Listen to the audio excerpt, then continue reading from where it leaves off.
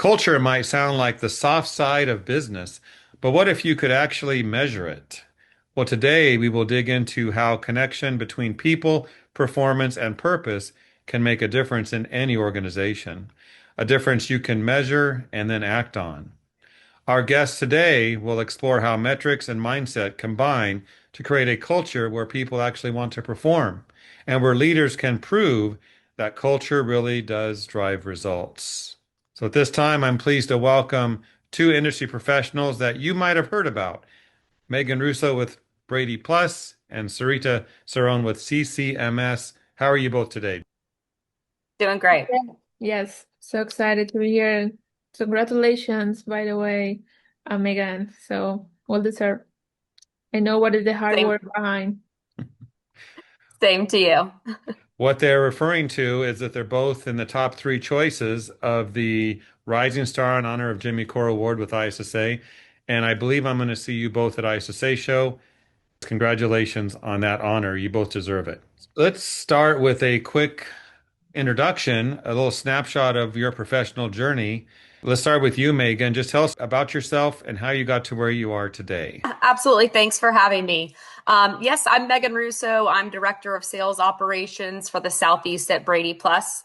But really, my journey started in this industry right out of college, Florida State University. Actually, Jim Core recruited me out of the sales program there to join their sales organization as a field rep in North Florida. I was a field rep for 9 years in that role, and I built a lot of relationships and really learned the business from the ground up in that role. And then I was promoted to a regional sales manager where I led a team of 20 sales reps across most of the state of Florida. And it was a really dynamic, high impact role that taught me the power of leadership, strategy, and team development. From there, I transitioned into a strategic account executive position where I managed large GPOs and co-ops. Some of you may know the likes of NSA and BSCAI. And that experience gave me just a really deeper understanding of national partnerships and complex account management. And now I'm here over with the BradyPLUS family as the Director of Sales Operations for the Southeast. I've been here 6 months, and I'm excited to bring my experience, energy, and just passion for performance to this chapter. Sarita, we'd love to hear your story as well. Share with us your journey. All right, so thank you for having me. Thank you for the opportunity. Thank you for listening, small businesses. I'm Sarita Ceron. I'm Quality Control and Compliance Manager of CCMS. I do have certification as environmental engineer and quality management services systems specialist.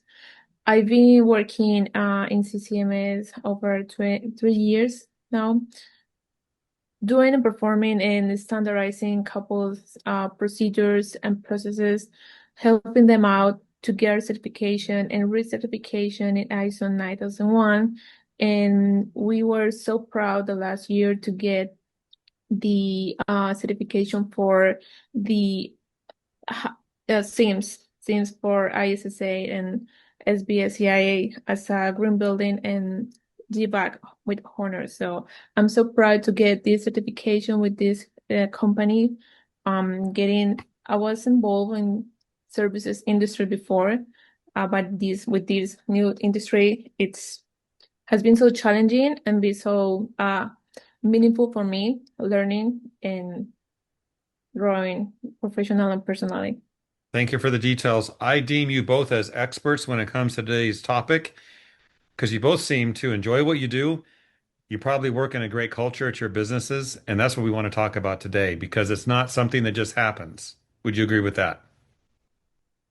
Something you have to build. So let's talk about culture you can measure. And let's start with the big picture here. When you think about measurable culture, what does that mean in practice to you? And Sarita, let's start with you. All right, Jeff. To me, in cultural and conceptuality, cultural is a share of values, beliefs, and customs that everybody share.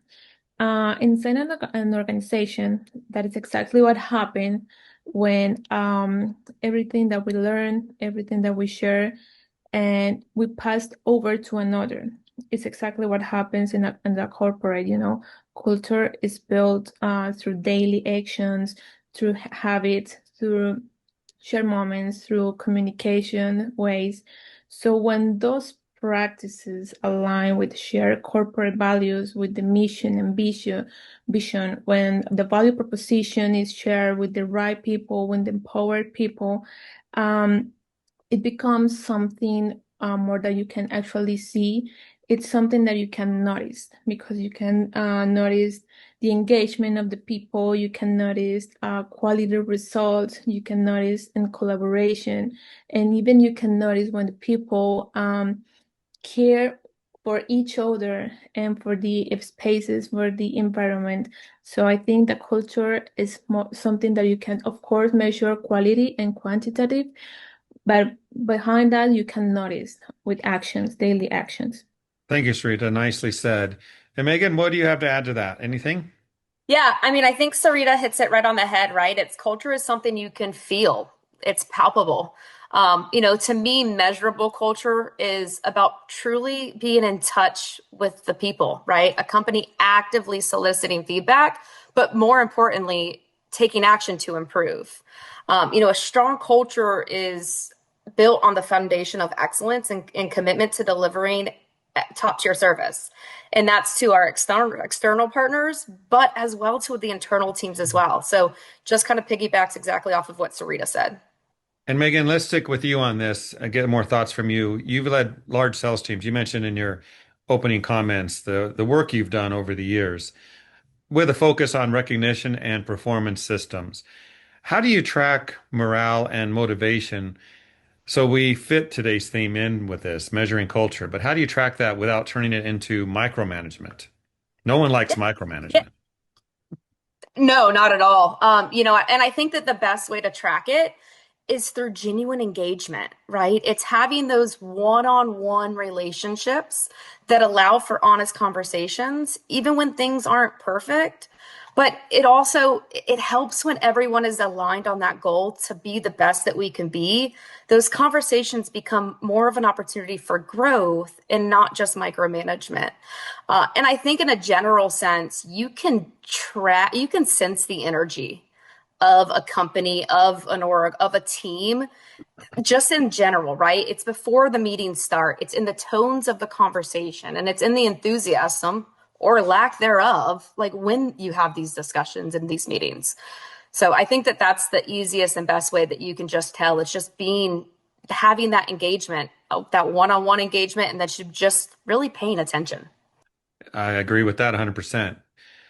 Sarita, let's go to you. Now, you've implemented bilingual communication and environmental programs that improve both compliance and engagement.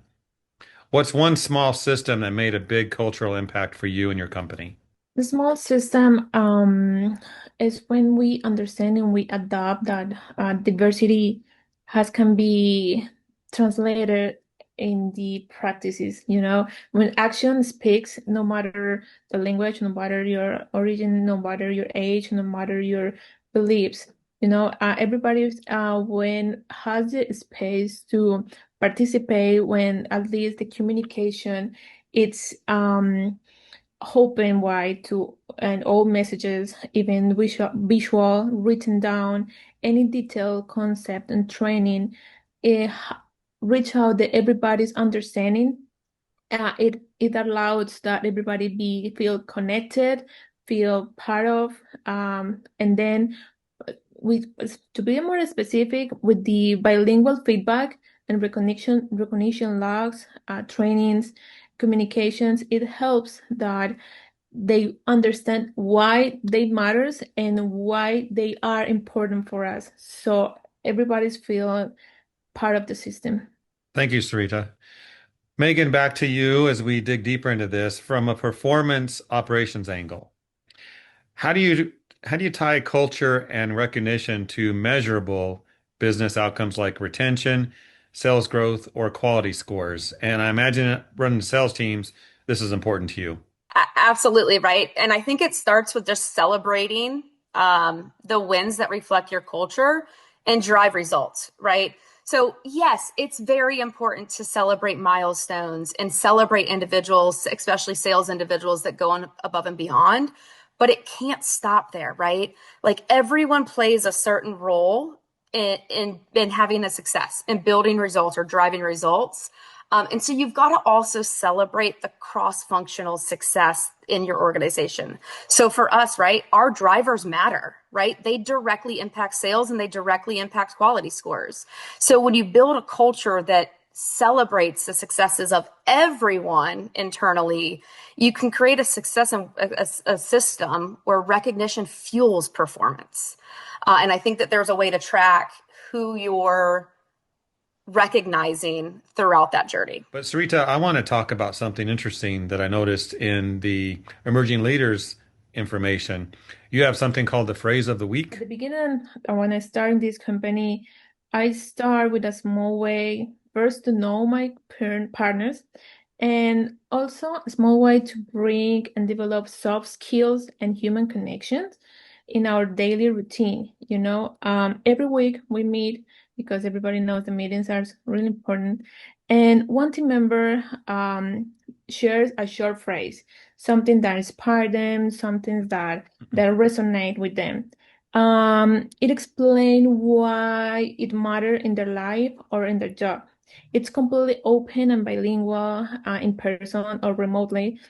So we get to know people behind their roles because it's important that those conversations often reveal how um how they perceive their work environment, help us polish small, aspects in the daily work space and communication and teamwork.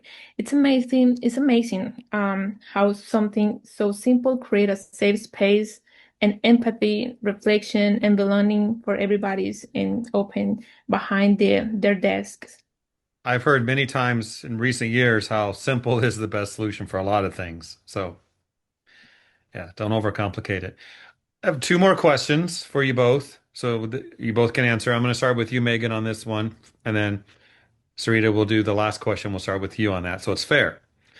Megan, if you could add just one new culture KPI to every organization's dashboard, what would that KPI be?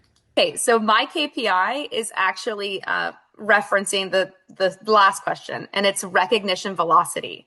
So at what rate do employees recognized across the teams and levels? And the why behind that is recognition is a leading indicator of engagement, morale, and retention. So when we're recognizing our employees timely and specifically and cross-functionally, it reinforces the behavior to drive value and performance. And so just being able to track how quickly and how often your employees are being recognized tells you a lot about the truth of where your culture's at. I like that. Very nice. And Sarita, what do you have to say about that? To me, that actually has been working for us is get a participation index, Participation shows how people gets involved, empowers the people because it's not they're only present and here for work because I mean they show us that they actively engage, sharing ideas, joining, with recognizing some jobs, some performance, some tasks, even giving us some suggestions and a recommendation. When someone, because I truly believe that when someone speaks, it's because they trust that their voice will be heard and their inputs matter because their point of view, their location and their position, it doesn't matter how high or how different is behind us. It's and regardless actually of the background, language, beliefs, the sense of belonging is true indicator of healthy culture, and it's healthy for our relationships too. So it's completely measurable, a participation index. So CCMS has been a great result in our dashboard with everybody's in any level. So you will surprise what you can get from those forms. Thank you for that, Sarita. And as promised, you get to start on this last question. So, what's your best piece of advice for leaders who want to improve culture? Today's topic, measure it, but they don't know where to start. What would you tell them, Sarita? For me and for the company has been working and for what I've seen, I guess we can start by listening. Listening is a simple but is a foundation of a cultural growth. Measure that you can observe is communication, recognition, participation, as I just mentioned. You can build from there because everybody has a really valued piece of a word or input that will help you get to your vision and mission. And everybody's, if it's the right person, if it's empowered, you can get your most desired goals, because what happens is becomes part of the team and start and sharing your vision. Megan, you get the last word. What would you say would be some advice for those that want to get started? Yeah, absolutely. And Sarita's spot on. Listen, right? So, what I would say is conduct a voice of the associate survey. It's got to be anonymous, right? Because people always feel like they don't want to say their truth sometimes. But they're super powerful tools. If 25% of your team doesn't feel valued, or 76% of your team would recommend your company to a friend, that's just not data, that's direction, right? So it tells you where to focus, what's working, and then what needs attention. So you start with listening and using those surveys as a baseline, so where you know which direction to go. And that's the best place that I would recommend starting. People don't want to speak their truth.